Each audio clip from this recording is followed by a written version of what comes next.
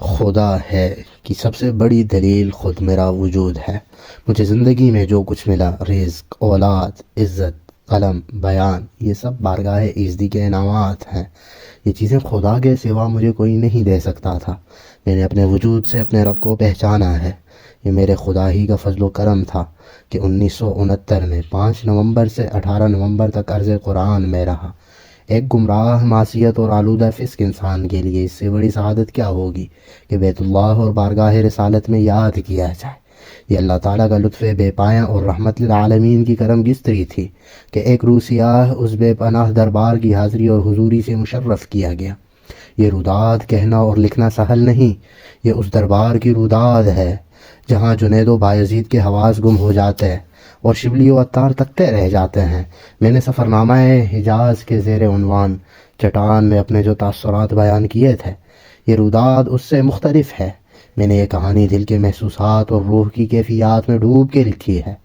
عشق بڑی نازک چیز ہے۔ میں خاطی و عاصی انسان ہوں۔ خدا جانے میرے قلم نے کہاں تک میرا ساتھ دیا ہے۔ بہرحال وہ مشاہدات اور تجلیات کون لکھ سکتا ہے جو کعبۃ اللہ اور مدینۃ النبی کی حاضری سے ملتی ہیں۔ جس طرح زمزم صدیوں سے ابل رہا ہے اور اس کا پانی ختم نہیں ہوتا، اسی طرح بیت اللہ کی عظمت اور حرم نبوی کی نزاکت کے تذکرہ کی کوئی حد یا کنارہ نہیں۔ ہمیں سے لوگ جو کچھ لکھتے ہیں اپنی بخشش کے لیے لکھتے ہیں۔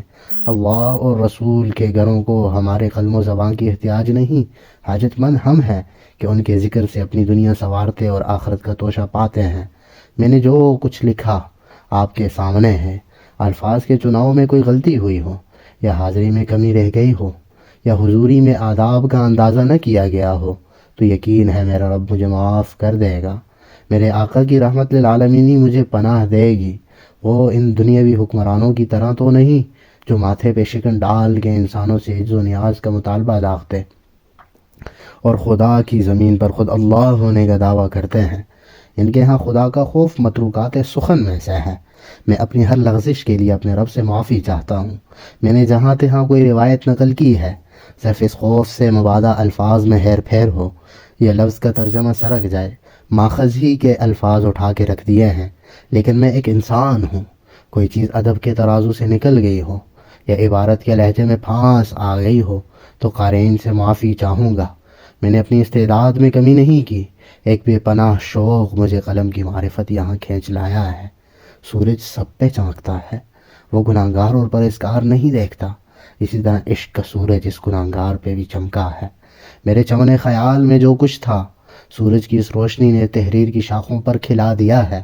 میں علم کا ہمہمہ لے کر حاضر نہیں ہوا کہ اس سے میرے جیب و داماں خالی ہیں۔